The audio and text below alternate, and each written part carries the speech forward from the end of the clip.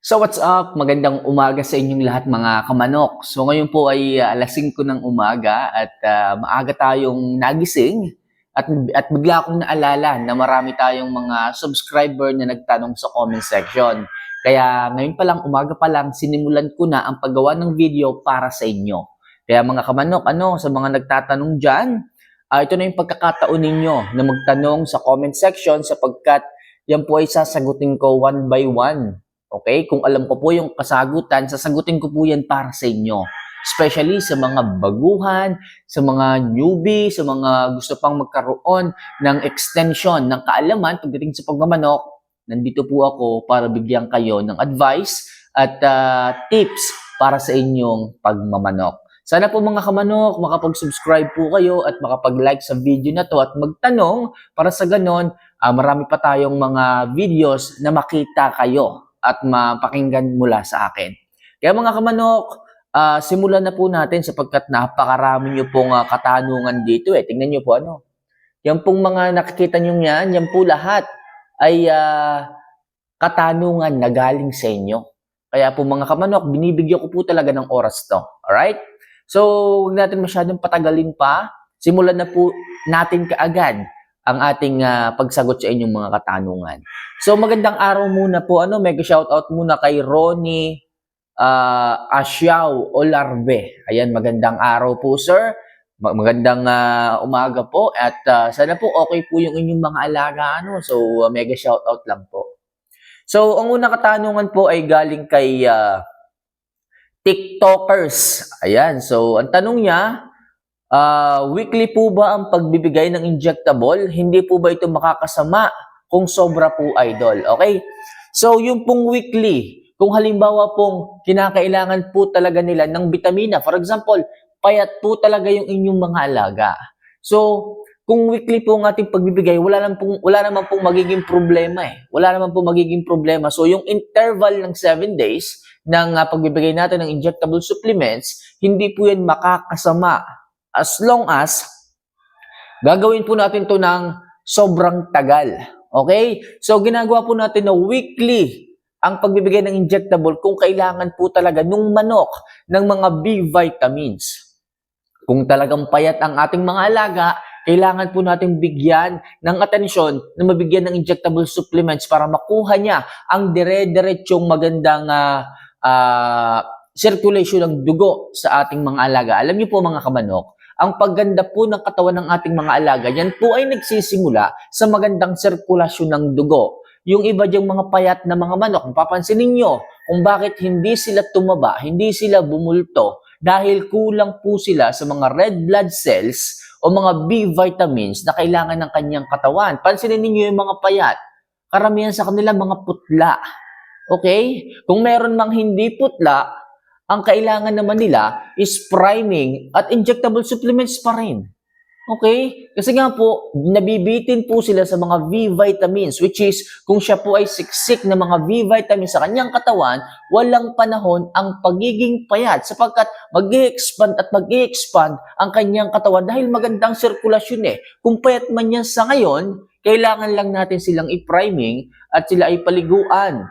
Then, sa pagbibigay natin ng injectable supplements, mapapansin natin, sa loob ng 1 buwan, makikita natin yung pagbabago. Kaya napakaganda po ng injectable supplements kung yan ay ating iwi-weekly kung kailangan talaga. Pero kung magaganda na po ang kanilang katawan, doon na po tayo magleles ng times ng pagbibigay ng injectable supplements sapagkat okay na Pwede po tayong mag-extend ng ilang linggo. For example, ngayon, ginagawa natin weekly ang pagbibigay. Pero kung nakikita natin na gumaganda na po yung katawan, pwede po tayong mag-skip na ng per week. Pwede tayong magkaroon ng schedule na per 15 days. Okay, pero kung maganda na talaga ang katawan, pwede tayong mag-schedule ng per monthly. Ganun po yung mga kamanok.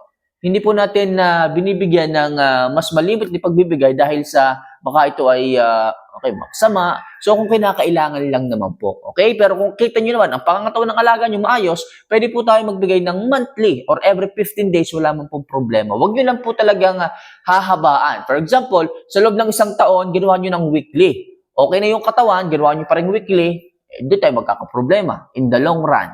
Okay, sinasabi ko po, kung kailangan talaga ng manok ang injectable supplements, yung mga B vitamins at talagang payat, so pwede tayong magbigay ng weekly or kaya pwede tayong every week magpaligo or every 7 days, 2 times or 3 times per week magpaligo after ng injectable supplements. Para sa ganoon, mga singaw ang kanilang pangangatawan, mas maging healthy at hindi may stress yung ating mga alaga. Alright?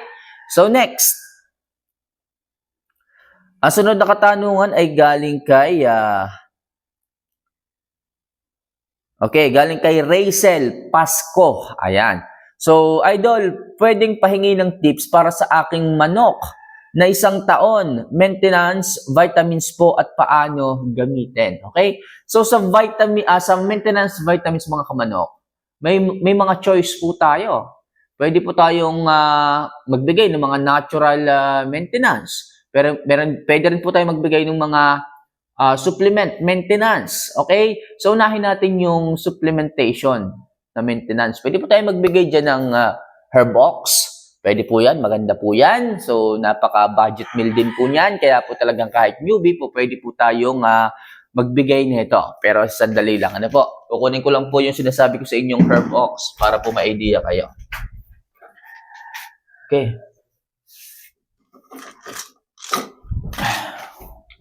Ito po siya mga kamanok. Ito po ay Herbox ko na wala pa siyang label. Okay? So, dito po siya nakalagay. So, lalagyan ko po yan ng label dito para po meron kayong idea. Anyway, so ito po yon. Yan po mga kamanok. Napakaganda po na ito sa ating mga alaga. So, nagiging maganda at malusog dahil ito po ay mayaman sa natural B vitamins, natural calcium. So, 4 times calcium po ang meron dito.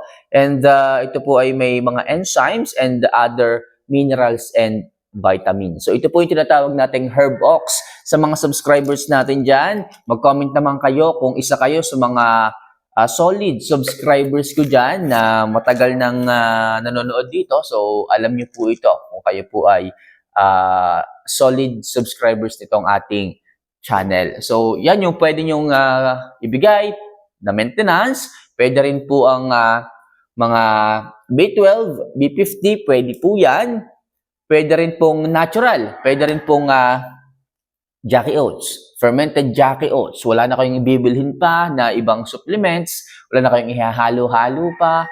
As in, Jackie Oats lang talaga. Fermented Jackie Oats, ihalo sa pagkain, ibigay sa manok. Yun po ang magandang maintenance. Natural, kaya po napakagandang mag-improve ng katawan ng ating mga alaga. Yun po So, sana kahit paano makatulong. Mga simple lang to pero napaka-solid po pagdating sa ating mga alaga. So, next. Galing kay Sebabs. Ayan. So, Idol, ano po yung mixture ratio ng fermented Jackie Oats sa patoka, Boss Mamay? Okay. Ang ratio natin dito, sinasabi ko palagi sa inyo, dahil sa klima dito sa ating bansa, dito sa Pilipinas, so hindi naman po dito sobrang lumalamig na tipong nagyiyelo eh. Hindi kagaya sa ibang bansa. So, may re-recommend ako na 10% lang po. Okay? So, ang Jackie Oats po, yung fermented Jackie Oats, yan po ay medyo may kainitan sa kanilang katawan. So, kasi sinisipsip po niya yung mga moisture sa katawan. Kaya mapapansin nyo kapag adapted na, okay, Jackie Oats, adapted na ang katawan ng inyong mga alaga, wala na po yung masyadong tubig. Okay? Magaan na po yung manok, bulto yung katawan, matigas ang hipo, mapula ang mukha, makintab ang balahibo, yan po ang magiging factor o magiging result kapag kumakain ng Jackie Oats ang inyong mga alaga. Okay? And 10% lang to 15% lang dito sa Pilipinas. Kasi sa ibang bansa, nagyayelo doon. So, itinataas natin ang percentage ng Jackie Oats pag ganong malamig. Okay? Pwedeng 20 or 15 to 20% pag nasa ibang bansa at nagyayelo. Para sa ganon, makatulong yun upang masustain yung body heat sa loob ng katawan ng ating mga alaga. So, sana makatulong, Idol, 10% lang po. Okay? So, next.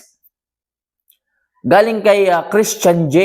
De Gracia. Ayan, Boss, ano po bang tamang patoka sa 6 months pataas para sila ay tumaba? Okay? Correction, hindi po para tumaba. Kasi pag tumaba mga kamanok, bibigat ang katawan, hindi nila magagawa yung mga activities, okay, yung mga exercises, sila ay may stress. O ganun. Kailangan, kung atin po silang pagagandahin ng katawan, hanggat maaari, huwag na tayong dumaan doon sa pagkakaroon ng taba. Pwede tayong mag-shortcut na sa pagkakaroon ng maskuladong pangmatawan. Okay? So, lagi ko sinasabi sa inyo at hindi ako magsasawang sabihin to. So, maghalo lang kayo ng fermented Jackie Oats. Okay? Kung baguhan ka, magtiwala ka lang sa akin. Ako bahala sa iyo. Kasi yung iba nating mga subscriber nanonood dito, medyo advanced na sila. Kaya once na sinabi ko to, hindi sila naniniwala. Okay? Pero mga kamanok, magtiwala kayo, especially sa mga newbie. Kayo yung priority ko dito na dapat unahin sapagkat gusto kong imulat ang inyong mga isipan at kaalaman sa mga kaalaman na dapat nyong matutunan. Okay? So yung iba parang ayaw na nilang maniwala, ayaw na nilang subukan kasi napakamura daw, simple lang daw. Pero alam niyo po ba yung mga simpleng bagay na sinasabi ko dito? Yung mga newbie pa ang unang nakaka-absorb. Kaya yung mga newbie ngayon, marami na rin nalalaman. Kaya mga kamanok, mga newbie na babago pa lang makakapanood dito ang aking mga videos, try to absorb, try to execute itong mga tinuturo ko po sa inyo. So, yun lang muna sa ngayon mga kamanok ang ilang mga katanungan na ating sagutin. And next video, gawa ulit ako ng content na ganito para sa inyo. Kaya hinihiling ko lang mag-subscribe, mag-like, at mag-comment dito ng inyong mga katanungan. So, paano mga kamanok? See you for our next vlog. Mahal ko po kayo. Kung may katanungan pagdating sa pagmamanok, huwag mahihiyang magtanong. Okay? So, see you for our next vlog. Paalam.